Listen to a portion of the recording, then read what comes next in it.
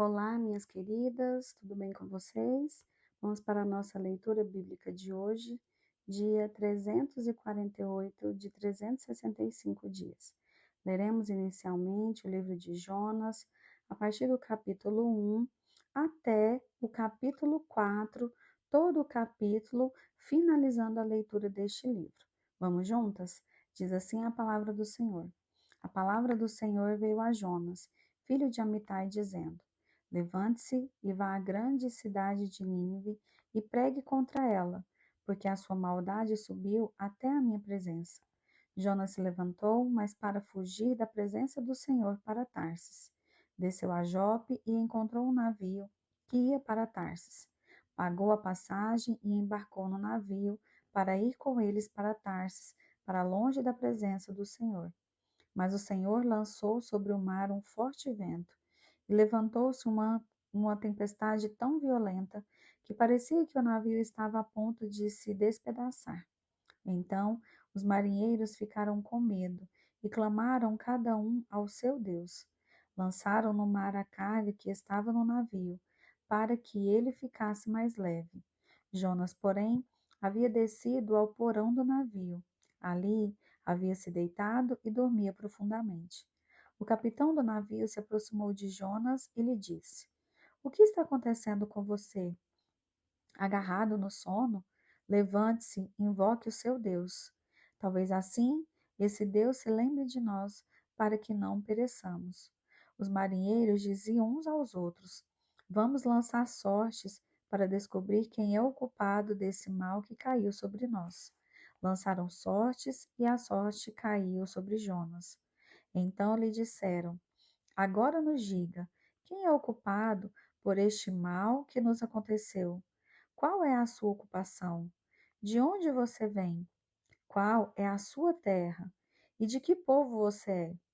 Jonas respondeu: Eu sou hebreu e temo o Senhor, o Deus do céu, que fez o mar e a terra. Então os homens ficaram com muito medo e lhe perguntaram: O que é isso que você fez? Pois aqueles homens sabiam que Jonas estava fugindo da presença do Senhor, porque ele lhes havia contado. Então lhe perguntaram: O que devemos fazer com você para que o mar se acalme? Disseram isto porque o mar ia se tornando cada vez mais tempestuoso. Jonas respondeu: Peguem-me e me lancem no mar. Então o mar ficará calmo, porque eu sei que, por minha causa, esta grande tempestade caiu sobre vocês. Em vez disso, os homens remaram, esforçando-se por alcançar a terra, mas não podiam porque o mar ia se tornando cada vez mais tempestuoso contra eles. Então clamaram ao Senhor e disseram: Ah, Senhor, rogamos-te que não nos deixes perecer por causa da vida deste homem, e não faças cair sobre nós este sangue inocente, porque tu, Senhor, fizeste o que foi do teu agrado. Em seguida, os marinheiros pegaram Jonas e o lançaram no mar, e a fúria do mar se acalmou. Então, esses homens temeram muito o Senhor, ofereceram sacrifícios ao Senhor e fizeram votos. O Senhor ordenou que um grande peixe engolisse Jonas, e Jonas esteve 3 dias e 3 noites no ventre do peixe. Então Jonas, do ventre do peixe, orou ao Senhor seu Deus e disse: Na minha angústia clamei ao Senhor, e ele me respondeu. Do ventre do abismo gritei, e tu ouviste a minha voz, pois me lançaste nas profundezas, no coração dos mares, e a corrente das águas me cercou. Todas as tuas ondas e as tuas vagas passaram sobre mim. Então eu disse: Estou excluído da tua presença. Será que me tornarei a ver o teu santo templo? As águas me cercaram até a alma, o abismo me rodeou, e as algas se enrolaram na minha cabeça. Desci até os fundamentos dos montes, desci até a terra, cujos ferrolhos se fecham atrás de mim para sempre.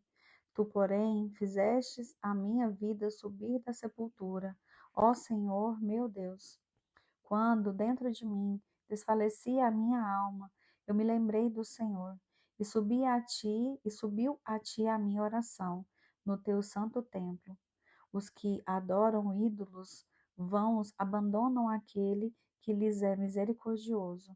Mas com a voz do agradecimento eu te oferecerei sacrifício. O que prometi cumprirei. Ao Senhor pertence a salvação. E o Senhor falou ao peixe, e este vomitou Jonas na terra. A palavra do Senhor veio a Jonas pela segunda vez, dizendo: Levante-se, vá à grande cidade de Nínive e pregue contra ela a mensagem que eu lhe darei. Jonas se levantou e foi a Nínive, segundo a palavra do Senhor. Ora, Nínive era uma cidade muito importante diante de Deus. Eram necessários 3 dias para percorrê-la. Jonas começou a percorrer a cidade caminho de um dia e pregava, dizendo: Ainda 40 dias e Nínive será destruída. Os ninivitas creram em Deus, proclamaram um jejum e vestiram roupa feita de pano de saco, desde o maior até o menor. Quando esta notícia chegou ao rei de Nínive, ele se levantou do seu trono, tirou os trajes reais, cobriu-se de pano de saco e sentou-se sobre cinzas, e mandou proclamar e divulgar em Nínive o seguinte: por mandado do rei e dos seus nobres, ninguém, nem mesmo os animais, bois e ovelhas, podem comer coisa alguma. Não lhes deem pasto, nem deixem que bebam água. Todos devem ser cobertos de pano de saco, tanto as pessoas como os animais. Então clamarão fortemente a Deus e se converterão, cada um do seu mau caminho e da violência que há nas suas mãos. Quem sabe? Talvez Deus se volte e mude de ideia, e então se afaste do furor da sua ira, para que não pereçamos. Deus viu o que fizeram, como se converteram do seu mau caminho, e Deus mudou de ideia quanto ao mal que tinha dito que lhes faria e não o fez. Mas Jonas ficou muito aborrecido e com raiva. Ele orou ao Senhor e disse: Ah, Senhor, não foi isso que eu disse estando ainda na minha terra? Por isso me adiantei, fugindo para Tarsis, pois sabia que tu és Deus bondoso e compassivo, tardio em irar-se e grande em misericórdia, e que mudas de ideia quanto ao mal que anunciaste. Agora, Senhor, peço que me tires a vida, porque para mim é melhor morrer do que viver. E o Senhor disse: Você acha que é razoável essa sua ira? Então Jonas saiu da cidade e sentou-se num lugar a leste da mesma. Ali construiu um abrigo, sentou-se na sombra para ver o que aconteceria com a cidade. Então o Senhor Deus fez crescer uma planta por cima de Jonas, para que fizesse sombra sobre a sua cabeça, a fim de o livrar de seu desconforto. E Jonas ficou muito contente por causa da planta. Mas, no dia seguinte, ao amanhecer, Deus enviou um verme que atacou a planta e ela secou. Quando o sol nasceu, Deus fez soprar um vento leste muito quente. O sol bateu na cabeça de Jonas, de maneira que ele quase desmaiou. Então, pediu para morrer, dizendo: Para mim é melhor morrer do que viver. Então, Deus perguntou a Jonas: Você acha que é razoável essa sua ira por causa da planta? Jonas respondeu: É tão razoável que até quero morrer. E o Senhor disse: Você tem compaixão da planta, que não lhe custou nenhum trabalho. Você não a fez crescer. Numa noite ela nasceu e na noite seguinte desapareceu. E você não acha que eu deveria ter muito mais compaixão da grande cidade de Nínive, em que há mais de 120 mil pessoas que não sabem discernir entre a mão direita e a mão esquerda, e também muitos animais? Agora leremos o livro de Apocalipse, capítulo 5, todo esse capítulo. Vi na mão direita daquele que estava sentado no trono um livro em forma de rolo escrito por dentro e por fora e selado com 7 selos.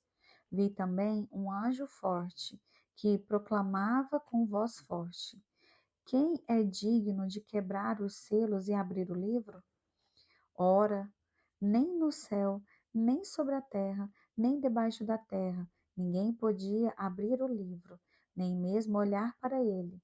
E eu chorava muito, porque ninguém foi achado digno de abrir o livro, nem mesmo de olhar para ele.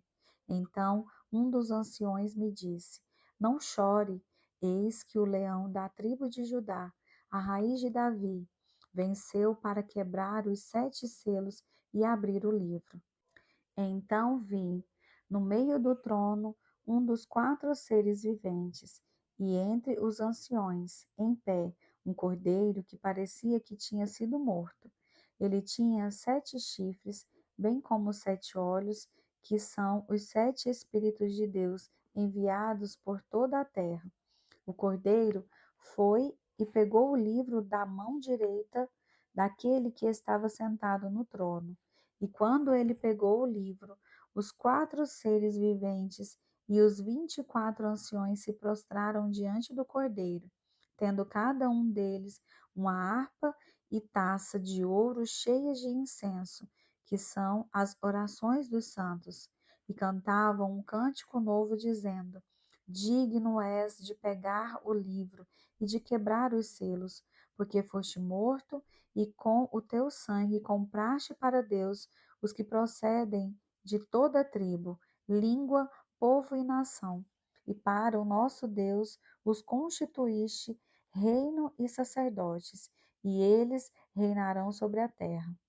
Vi e ouvi uma voz de muitos anjos ao redor do trono, dos seres viventes e dos anciões, cujo número era de milhões e milhares de milhares, proclamando com voz forte: Digno é o Cordeiro que foi morto, de receber o poder, a riqueza, a sabedoria, a força, a honra, a glória e o louvor.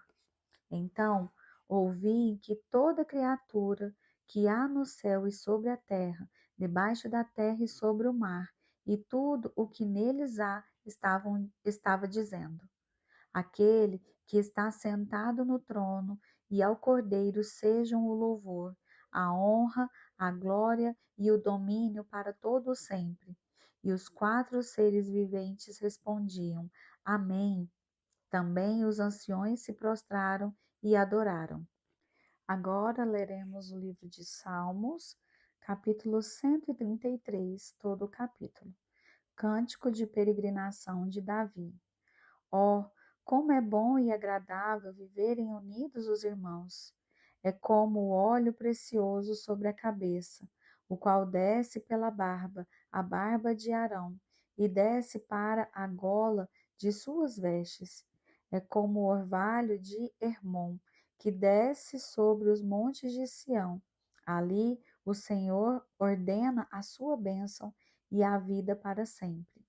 Agora finalizaremos a nossa leitura no livro de Provérbios, capítulo 29, os versículos 26 e 27. Muitos buscam o favor daquele que governa, mas a justiça do Senhor vem para todos. Para os justos, a pessoa iníqua é abominação, e o reto em seu caminho é abominação ao ímpio. Amém? Louvado seja o Senhor pela sua palavra. Eu sou a Joyce e me despeço de você por aqui. Que você tenha uma semana abençoada em nome de Jesus. Até mais.